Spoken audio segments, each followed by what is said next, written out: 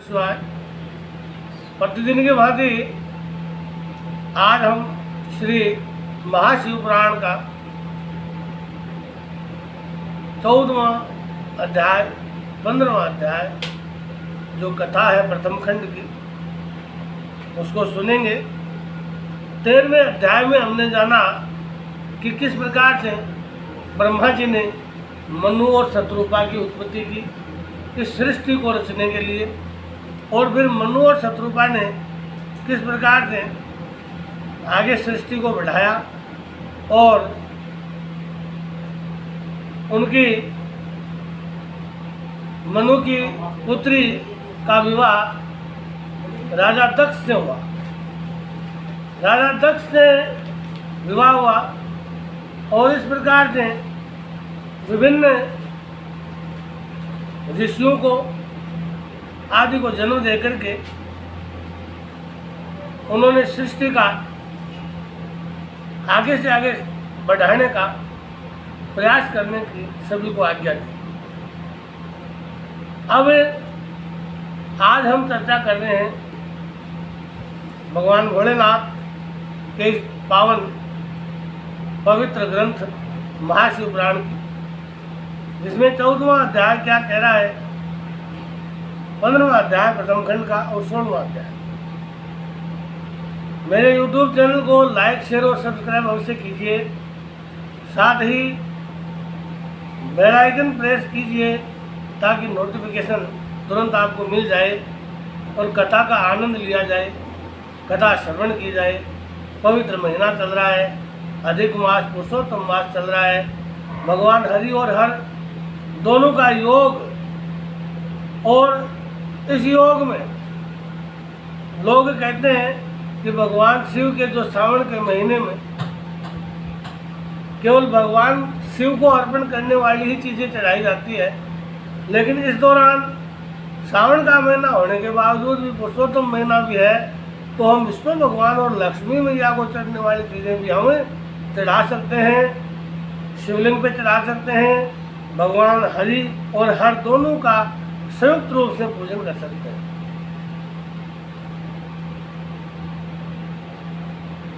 ओम नमः शिवाय। हर हर महादेव। तो नारद जी ने हंसकर कहा कि हे पिता ब्रह्मा जी, अब आप अपने और विष्णु जी के एवं शिव जी के लोकों का वर्णन भी हमें करके बताइए। यह सुनकर ब्रह्मा जी भगवान सदाशिव का ध्यान धर करके बोले कि हे पुत्र नारद, मेरे लोक का नाम सत्यलोक है और इसके ऊपर विष्णु जी तथा शिव जी के लोक हैं, जिन्हें वेद तथा पुराण परम धाम कहकर पुकारते हैं। उन लोगों को परम धाम नाम से पुकारते हैं। और सत्यलोक के ऊपर वैकुंठ लोक है और वह 16 करोड़ योजन की परिधि में चौकोर रूप में बसा हुआ है। उसमें रत्नों से भरे हुए सोने के मंदिर, स्वर्ण मंदिर, बाग, उपवन तथा कुएं आदि सब जगह सर्वत्र सुशोभित है। इनको स्वर्ग भी कहा जाता है। हे नारद, अब मैं तुमसे उस लोक का वर्णन करता हूँ जो स्वर्ग से ऊपर है और जिसे स्वामी कार्तिकेय का लोक कहते हैं। वह लोक 64 योजन की परिधि में चौकोर बसा हुआ है। उस लोक के सभी घर रत्नों से भरे हुए हैं और उस लोक के स्वामी कार्तिकेय हैं, जिन्होंने तारकासुर का वध करके देवताओं को आनंद प्रदान किया था। वे भगवान सदाशिव के पुत्र होकर उन्हीं के पद पर विराजमान हैं। हे नारद, उस लोक के ऊपर शक्तिलोक है। वहाँ संपूर्ण सृष्टि की माता महामाया जगदम्बा आदि शक्ति निवास करती है। शक्तिलोक में वहाँ इंद्र आदि देवता जगन्माता की सेवा, माता जगदम्बा की सेवा करते हुए उनके चरणों का ध्यान धरते रहते हैं। हे पुत्र, तुम्हें यह जान लेना चाहिए कि इस सृष्टि के संपूर्ण प्राणी उन आदि शक्ति की कृपा से ही ठहरे हुए हैं। वे जगदम्बा भगवान शिव की अर्धांगिनी हैं। उन्हीं के अंश द्वारा मेरी पत्नी ब्रह्माणी, विष्णु जी की अर्धांगिनी लक्ष्मी जी एवं स्वाहा, स्वधा, सीता, विश्वा तथा इंद्राणी की उत्पत्ति माता श्री जगदम्बा से ही हुई है। वह शक्ति लोक भली भांति सजा हुआ है। हे नारद, शक्ति लोक के ऊपर शिवलोक है।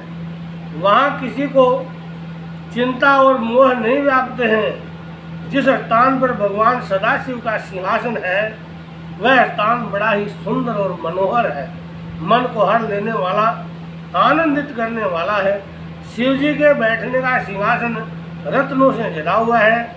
उसके पास ही शिव जी के तथा माता भगवती आदि शक्ति के अनेक निवास एवं विहार स्थल भी बने हुए हैं। उस शिवलोक का विस्तार 256 करोड़ योजन में है। उस लोक के बीचों बीच अत्यंत सुंदर, पवित्र तथा सब प्रकार की चिंताओं से नष्ट होने वाला भूत भावन का मुख्य निवास स्थल बना हुआ है। उन त्रिशूल पाणी भगवान शिव जी द्वारा ही मेरी, विष्णु जी की तथा रुद्र की उत्पत्ति हुई है। वे सबके स्वामी हैं, स्वाधीन हैं तथा एक रूप है। प्रणव अक्षर बोला था, प्रणव सबसे पहला नाम जिसको ओम कहते हैं। उसी शिवलोक में शिव जी की श्रेष्ठ गौशाला बनी हुई है जिसे गोलोक कहकर पुकारा जाता है। उसके स्वामी श्री कृष्ण जी तथा श्री राधिका जी है। गोलोक के स्वामी श्री कृष्ण भगवान और राधिका जी को बताया है। फिर सूत जी ने कहा कि हे ऋषियों, ब्रह्मा जी के वचन सुनकर के नारद जी अत्यंत ही प्रसन्न हुए, प्रेम और सुख रूपी समुद्र में गोते लगाने लगे। फिर प्रेम पूर्वक इस प्रकार बोले कि हे ब्रह्मा जी, आपने जो शिवलोक को सर्वोच्च स्थान देकर उसका वर्णन किया उसे सुनकर मुझे बहुत प्रसन्नता हुई है, परंतु मेरे मन में एक संदेह उत्पन्न हुआ है।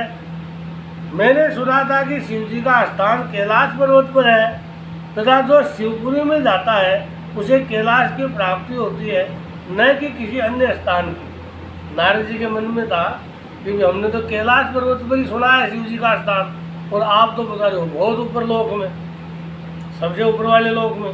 इसलिए आप मुझे ये बताइए कि जो शिव जी कैलाश में निवास करते हैं, क्या वे वही शिव जी हैं जिनका कि आप वर्णन करते हैं अथवा कोई दूसरे हैं? नारद जी का यह प्रश्न सुनकर के ब्रह्मा जी बोले कि हे नारद, अब मैं तुम्हें सब हाल विस्तार पूर्वक बताता हूँ। जो परब्रह्म सगुण रूप शंकर है और उनकी इच्छा से शक्ति द्वारा शिवानी हुई, वे ही ब्रह्मा शिव अपनी शक्ति द्वारा संसार की सृष्टि करते हैं। मैं उनके लोक काशी, ब्रह्मपुर तथा आनंदवन का वर्णन कर चुका हूँ। अब अपनी शंका का समाधान सुनो। जब मैं शिव जी की आज्ञा के अनुसार सृष्टि को उत्पन्न कर चुका, तब मैंने उन महाप्रभु से प्रार्थना की कि हे प्रभु, अब आप भी सगुण रूप अंगीकार करके आइए, आप भी सगुण रूप में, मानव रूप में आओ। यह सुनकर के शिव जी बोले कि हे ब्रह्मा, हम नियत समय पर अवश्य आएंगे। ये बात पिछले अध्याय में अपने पढ़ी है, सुनी है। जिस प्रकार तुम हमारे नाम आदि देखते हो तथा जैसे हम हैं वह सब अपने अवतार में प्रकट अवश्य करेंगे, ये भगवान भोलेनाथ ने कहा था। शिव जी ये कहकर अंतर्ध्यान हो गए। इसके पश्चात शिव जी निश्चित समय पर प्रकट होकर मेरी इच्छा की पूर्ति के लिए कैलाश पर्वत पर उपस्थित हुए तथा महामाया गौरी जी को अपने से पृथक करके स्वयं कठिन तपस्या करते हुए त्रिलोक्य का पालन करने लगे, इस त्रिलोक्य का पालन करने लगे। अब मैं उस कथा का विस्तार से वर्णन करता हूँ जिस कारण शिव जी कैलाश पर्वत पर आए। जिस कथा का अब मैं वर्णन करता हूँ वह कल्प भेद के कारण दूसरे प्रकार से है। कल्प भेद यानी जो काल भेद है, समय का जो चक्र है, उसके भेद के कारण दूसरे प्रकार से है। अर्थात मैंने शिव जी की आज्ञा अनुसार संसार को उपजाया, पैदा किया, और 14 लोक, उपलोक, द्रुपदपुरी एवं कपिला को, जिन्हें देखने से मन प्रसन्न होता है, तथा जहाँ काली मैया मृत्यु रूप से बैठी हुई है, उसको भी प्रकट किया। पाप नाशनी गंगा के तट पर पापों को हरने वाला कपिल मुनि का पवित्र आश्रम था, और उसी स्थान पर यज्ञदत्त नाम के एक ब्राह्मण का जन्म हुआ। यज्ञदत्त यज्ञ शास्त्र में बहुत ही योग्य था। उसको वहाँ के राजा ने बहुत सा धन दिया। वह वाग्मी, शुद्ध हृदय, शीलवान, वेदों में निपुण, परम उपकारी, उदार तथा शिवजी का परम भक्त था। उसकी स्त्री अत्यंत पवित्र, यज्ञदत्त ब्राह्मण की पतिव्रता, गृह कार्य में निपुण तथा अच्छे कार्यों को करने वाली स्त्री थी। कुछ समय पश्चात उसके एक पुत्र उत्पन्न हुआ। उसका नाम उन्होंने गुणनिधि रखा। गुणनिधि ने थोड़े ही दिन में अनेक विद्याएं सीख ली, परंतु कुछ दिनों के पश्चात वह कुल की रीति छोड़कर बुरी रीति पर चलने लग गया। उसने बुरे मनुष्यों की संगति की। उसी के फलस्वरूप उसकी बुद्धि भ्रष्ट हो गई, क्योंकि अच्छे और बुरे कर्मों पर संगति का प्रभाव अवश्य पड़ता है। गुणनिधि उस अज्ञान अवस्था में बुरे लोगों के संपर्क में आया जाया करता था। धीरे धीरे उसके सब धर्म नष्ट होने लगे। वह वेदों के विपरीत कर्म करने लगा। वह बड़ा छली तथा जुआरी हो गया। उसकी माता उसको नित्य भले भले उपदेश दिया करती थी, परंतु वह पिता के निकट कभी भी नहीं जाता। जिस समय उसकी माता घर के कार्यों में संलग्न रहती, वह घर की चीजें चुरा कर ले जाता। एक बार उसके पिता ने पूछा कि गुणनिधि कहाँ गया? तब माता ने उत्तर दिया कि वह स्नान, पूजन तथा भोजन आदि से निवृत्त होकर अपने मित्र विद्यार्थियों के साथ पाठशाला चला गया है। इस प्रकार उसकी माता ने उसके पिता से उसके अवगुणों को छिपा लिया। फिर ब्रह्मा जी ने कहा कि हे नारद, जब भी गुणनिधि का पिता अपनी पत्नी से पुत्र के विषय में पूछता, वह इसी प्रकार से टाल दिया करती थी। इस प्रकार यज्ञदत्त अपने पुत्र के अवगुणों को नहीं जान सका, और वह बहुत दिनों तक इसी प्रकार उसका पुत्र दुष्कर्म करता रहा। जब उसकी अवस्था 16 वर्ष की हुई, तब उसका विवाह कर दिया गया। पत्नी भी पतिव्रता, शीलवती और सारे गुणों से संपन्न मिली। गुणनिधि को ऐसी पवित्र पतिव्रता पत्नी प्राप्त हुई, फिर भी वह अपनी कुसंगति एवं दुष्कर्मों को नहीं त्याग सका। उसकी माता सदैव सदुपदेश उसको देती तथा भिन्न भिन्न प्रकार की कथाओं द्वारा उत्तम से उत्तम दृष्टांत उदाहरण देती हुई कहती कि हे गुणनिधि, तुम ही हमारे एकमात्र पुत्र हो, इसलिए इन दुष्कर्मों को त्याग दो। तुम्हारे पिता अत्यंत क्रोधी प्रकृति के हैं, वह अभी तुम्हारे अवगुणों को नहीं जानते हैं, क्योंकि मैंने बहुत पूछने पर भी उन्हें नहीं बताया है। इसलिए तुम अभी तक उनसे निर्भय हो। यदि किसी दिन उन्हें तुम्हारे कर्मों का पता चल गया, तो वे मुझे और तुम्हें दोनों को दंड देंगे। इसलिए यही उत्तम है कि उन्हें पता लगने से पहले ही तुम कुसंगतियों को त्याग कर सत्कर्म में लग जाओ। हे पुत्र, तुम्हारी पत्नी बड़ी ही बुद्धिमती, महारूपवती तथा उच्च कुल की है।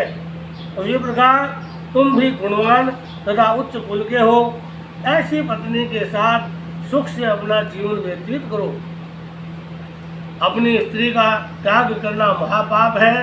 तुम पिता के धर्म पर चलो, नहीं तो सारा संसार तुमको बुरी दृष्टि से देखेगा। तुम मुझको तथा अपने पिता को क्यों लज्जित करते हो? तुम अन्य घरों के लड़कों को देखो, वे नित्य वेद पाठ करते हैं, वेदों का अध्ययन करते हैं। जब यहाँ के राजा को तुम्हारे अवगुणों के विषय में ज्ञात होगा, तो वह तुम्हारे पिता से अप्रसन्न होकर उनका मासिक शुल्क देना भी बंद कर देगा। अभी तो लोग यह कहकर टाल देते हैं कि तुम यह अवगुण के कर्म लड़कपन के कारण, बचपन के कारण करते हो, परंतु अवस्था बढ़ जाने पर सब लोग तुम पर हंसेंगे तथा व्यंग्यपूर्ण ताने मारेंगे और कहेंगे कि अब तुम्हारा कुल अति पवित्र हुआ। वे तुम्हारे पिता की निंदा करेंगे, यानी कुल अपवित्र हो गया ऐसा कहेंगे और तुम्हारे पिता की निंदा करेंगे। इन्हीं सब कारणों से तुम्हारे पिता नरकगामी बन जाएंगे। सब लोग इसका दोषी मुझ ही को ठहराएंगे। माता कह रही है अपने पुत्र यज्ञदत्त के पुत्र से, वे कहेंगे कि इसी ने पाप कर्म से गर्भ धारण कर ऐसा पुत्र उत्पन्न किया है, क्योंकि तुम्हारे पिता बिल्कुल निष्पाप हैं। हे गुणनिधि, वे वेद एवं धर्म शास्त्रों के ज्ञाता है। मैं भी अपने पति के सिवाय और किसी पुरुष को नहीं जानती तथा निष्पाप होकर गृह कार्य में संलग्न रहती हूँ। परंतु ये सब भगवान की इच्छा है कि मेरे गर्भ से तुम जैसा दुख देने वाला कुपुत्र उत्पन्न हुआ है। इस प्रकार गुण निधि की माता अनेक उपदेश देती, भिन्न भिन्न प्रकार से उसको समझाती, परंतु गुण निधि पर उसका कोई प्रभाव नहीं पड़ता था। ब्रह्मा जी बोले, हे नारद, गुण निधि को यदि मेरे समान भी कोई गुरु मिलता तो भी उस मूर्ख के मन में बुद्धि उत्पन्न नहीं होती। गुण निधि की माता उपदेश करते करते थक गई, परंतु गुण निधि के ऊपर उसका कोई प्रभाव नहीं पड़ा। वह सदैव जुआ खेलता, चोरी करता, मद्यपान करता और पराई स्त्रियों के साथ में रहता, अपना समय व्यतीत करता। इस प्रकार उसने कुछ ही दिनों में पिता का धन चुरा कर जुआ, भोग आदि पर खर्च कर डाला। इस प्रकार वह निर्धन हो गया। उसके पिता ने जितने बहुमूल्य रत्न एवं उत्तम वस्त्र अपनी विद्या के प्रभाव से राजा के यहाँ से प्राप्त किए थे, उनमें से कुछ भी शेष नहीं बचा। सारे वो धीरे धीरे करके चोरी करके ले गया। तब एक दिन गुणनिधि ने अपनी माता को पूरी तरह निद्रा में लिप्त देखकर उसके हाथ में से अंगूठी उतार ली और उसको जुआरियों के साथ दांव पर लगा दिया। जुआरियों ने उस अंगूठी को भी जीत लिया। एक दिन अकस्मात उसके पिता यज्ञदत्त ने उस अंगूठी को एक जुआरी के पास देख करके पहचान लिया। उसके पिता ने एक जुआरी के पास वो अंगूठी देखी तो वो पहचान गए यज्ञदत्त, ये तो मेरी पत्नी की अंगूठी है। उन्होंने उस पुरुष को एकांत में ले जाकर पूछा कि तुमने ये अंगूठी कहाँ से प्राप्त की है। उस जुआरी ने उत्तर दिया, ये अंगूठी तथा इसी प्रकार की अनेक अंगूठियां मेरे पिता के घर में हैं। जान पड़ता है पराया धन देखकर तुम ललचाते हो। भला तुमने ऐसी चतुराई किससे सीखी है। तब यज्ञदत्त ने क्रोधित होकर उससे कहा, अब तुम हंसी छोड़कर तथा छल आदि को त्याग कर इस अंगूठी के विषय में सत्य सत्य बता दो कि ये तुमने कहाँ से प्राप्त की है। मैंने इसे राजा से प्राप्त किया है, अतः तुम इसे नहीं ले सकते। यज्ञदत्त ने उस लड़के से जुआरी से बोला। इस प्रकार जब उन्होंने दृढ़ता से जुआरी से पूछा तो उसने सारी बातें सत्य उनको बता दी और कहा, तुम मुझको डराते धमकाते क्यों हो। मैंने कोई चोरी नहीं की है। यही क्या, और भी बहुत सी वस्तुएं मैंने तुम्हारे लड़के से जुए में जीती है। अनेक रत्न, सोने चांदी के आभूषण, पीतल तांबे आदि के बर्तन जो तुम्हारे घर में थे, हम लोगों ने वे सब तुम्हारे लड़के से जीत लिए हैं। वह केवल जुआ ही नहीं खेलता, अभी तो चोरी आदि भी करता है। जुआरी के ऐसे वचन सुनकर के यज्ञदत्त को बहुत आश्चर्य हुआ। वे कपड़े से अपना मुंह लपेटे शोक से रोते हुए अपने घर को आए तथा स्त्री से बोले, गुणनिधि कहाँ है तथा मेरी अंगूठी कहाँ है। उनकी स्त्री ने यह सुनकर के भयभीत हो बड़ी चतुराई से उत्तर दिया, इस समय मैं अनेक कार्यों में व्यस्त हूँ। तुम्हारा भी यह भोजन का समय है। मुझे तुम्हारे प्रेमी अतिथियों का भोजन बनाना है। मैंने अंगूठी को किसी स्थान पर रख दिया है, परंतु उस समय स्मरण नहीं है। परंतु इस समय मुझे याद नहीं कि कहाँ रख दिया है। उसकी माता कह रही है लड़के की, गुणनिधि की, और वो यज्ञदत्त उससे पूछ रहा अपनी पत्नी से, जिस समय इन कार्यों से अवकाश पाऊंगी उस समय तुम्हारी अंगूठी खोज करके दे दूंगी। यज्ञदत्त यह सुन करके क्रोधित होकर बोले, हे कपूत की माँ, छलवारता में चतुर है, मैंने जिस दिन भी तुमसे ये पूछा कि गुण निधि कहाँ है, तभी तुमने ये उत्तर दिया कि वह अपने साथियों सहित विद्या अध्ययन के लिए पाठशाला गया है। अच्छा, यदि अंगूठी नहीं मिलती तो अन्य वस्तुएं मुझे लाकर दिखाओ, घर में और चीज़ें वो बताओ, वो कहाँ गई। अब तुम्हें पुत्र मोह को त्याग दो, क्योंकि कुपुत्र किसी प्रकार का सुख नहीं पहुंचा सकता। अब मेरी इच्छा बिना पुत्र के रहने की है, मुझे ऐसी संतान की आवश्यकता नहीं है। अब तुमको यही उचित है कि हाथ में कुश एवं जल लेकर लड़के के नाम से तिलांजलि छोड़ दो। जब तक मैं यह न कर लूँगा तब तक भोजन ग्रहण नहीं करूँगा। गुण निधि की माता अपने स्वामी के ऐसे वचनों को सुन करके उनके चरणों में गिर पड़ी तथा क्षमा प्रार्थना करने लगी, और कुछ देर के पश्चात यज्ञदत्त का क्रोध भी थोड़ा सा कम हो गया। बोलो शंकर भगवान की जय। ओम नमो भगवते रुद्रात्मकाय। तो मेरे YouTube चैनल को लाइक, शेयर और सब्सक्राइब अवश्य कीजिए, और प्रतिदिन की भांति इन कथाओं का श्रवण कीजिए। बड़ा ही आनंद देने वाली कथाएं हैं, भगवान शिव जी के गुणगान हैं। हमेशा सुनिए और अपने जीवन का कल्याण कीजिए। जय भोलेनाथ। ओम नमः शिवाय।